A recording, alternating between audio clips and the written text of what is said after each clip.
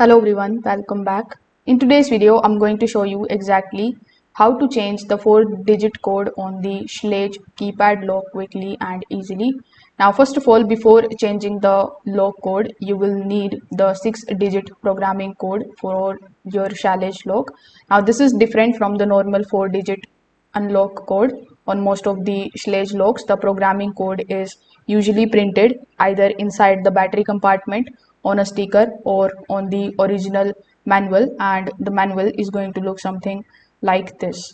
So you need to first of all press this particular Schlage button on the keypad, and then you need to enter the 6-digit programming code.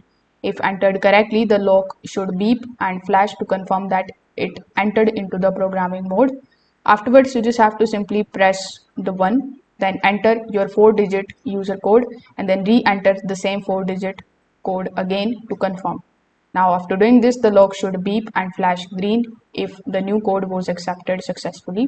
So if this video helped you out, make sure that you like this video and subscribe to the channel. Thanks for watching.